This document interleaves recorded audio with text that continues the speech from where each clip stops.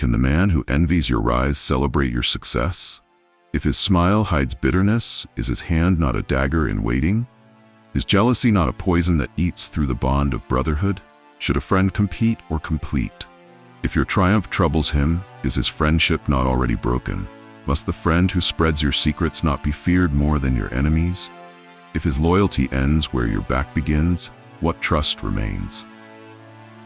Does a man who trades your private words for applause not rob your dignity? Should confidence be given to loose lips or guarded hearts?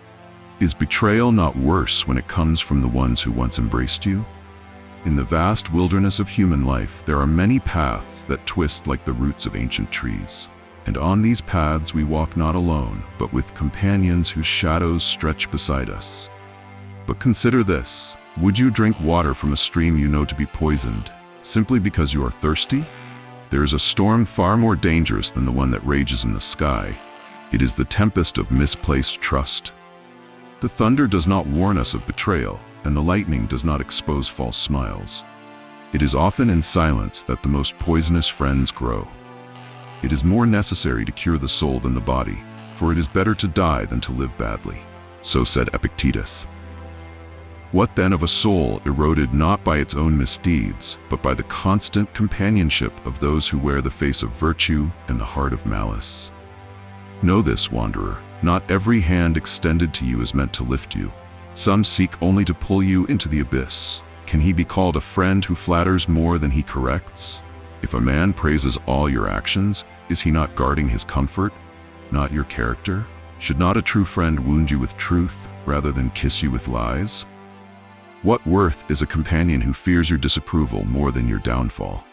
Does a silent friend in your error not become a partner in your ruin? Beware the friend who flatters too much. Like honey that hides the bitter root, excessive praise often masks intent. The Stoic does not hunger for approval. He stands tall in solitude, unmoved by the praise of men. As Marcus Aurelius wrote, "The approval of the ignorant is not worth seeking." Those who constantly exalt you, who agree without resistance, who mirror every opinion like a still pond, these are not allies, but shadows that bend to the wind. The Stoic understands that growth comes from friction, not flattery. A true friend challenges. He is the whetstone upon which the blade of your soul is sharpened. And what of the friend who vanishes when fortune fades? When your wealth is spent, your voice silenced, your days dimmed, does he stand still, or does he flee like dry leaves before winter's howl? Friendship must be tested in the forge of adversity. Gaius Mazonius Rufus taught that one does not know the strength of wood until it endures the storm. So it is with the human heart. That friend who cannot endure your sorrow is not worthy of your joy. Some friends trade secrets like merchants trade coin. They whisper sweet confidences and in turn demand yours. Beware. These are the traders of trust. Their loyalty is but a marketplace, bought, sold, and easily betrayed. Trust them, and you shall find your soul's temple desecrated by rumor. He who tells a tale to another will tell it about you, the wise have said. Choose, then, those whose silence is sacred. There are those who measure friendship by gain. They smile when your barns are full, dine when your fire burns hot, but disappear when the fields lie fallow. Their affection is not for you, but for what you possess. This is not friendship, it is transaction. Let not your generosity be the leash by which you are led. A Stoic gives, yes, but gives freely, with no chain of expectation. If a friend counts the value of your worth in gold or status, cast off his presence like a serpent in your cloak. And then, there is the most dangerous of all, the friend who poisons the soul slowly, imperceptibly, through shared vice. The one who invites indulgence, who excuses weakness, who mocks discipline and praises recklessness. Such a friend laughs as you sink deeper into the mire, for he is already there. Marcus Aurelius warned, "Waste no more time arguing about what a good man should be. Be one." But how can a man be good if those around him scorn the very idea? A Stoic keeps company with virtue, even in solitude, for better the loneliness of truth than the fellowship of the corrupt. And what of the envious friend?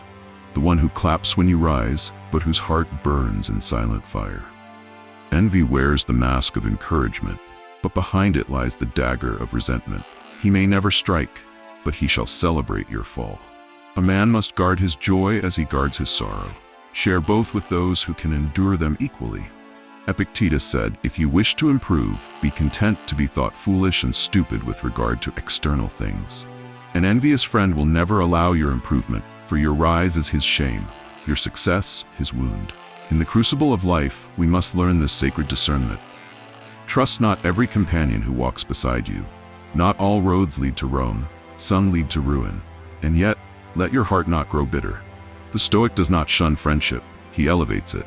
He does not despair when trust is broken, he learns. As Posidonius believed, friendship among the wise is a mirror of virtue itself. Choose friends as you would choose a mentor, not for comfort, but for strength. Not for laughter, but for wisdom. Not for ease, but for endurance. If you have found value in this path of thought, if the storm of life has ever left you seeking clarity and resolve, then let your presence here be known. Lift your voice not in noise, but in action. Like, subscribe, and share these words with others wandering their own labyrinth of trust. For the journey does not end here. The next teaching will open the gates to a deeper understanding. How to find peace not in people, but in principles. How to become unmoved in the face of betrayal, grounded like the oak whose roots run deeper than the storm can reach. A greater revelation awaits. It shall speak not only of friends to avoid, but the self you must become to attract the rarest treasure of all, a companion of virtue. So walk forward, lone traveler. But walk not blindly. Remember, the company you keep carves the shape of your soul. And when the winds howl and the skies darken, may you stand firm, not with many, but with the few, whose loyalty is forged not by gain, but by shared truth. Till we meet again, be still, be watchful, and let the teachings of the Stoics be the lantern by which you light your path. And now, let this be your action. Like, subscribe, share, and let the echoes of wisdom ripple far beyond this moment. Your next step in this sacred journey awaits. The next teaching will open your eyes to something even more life-altering: how to transform pain into power, betrayal into inner strength, and solitude into sovereignty. Go there, go deeper. The truth is waiting.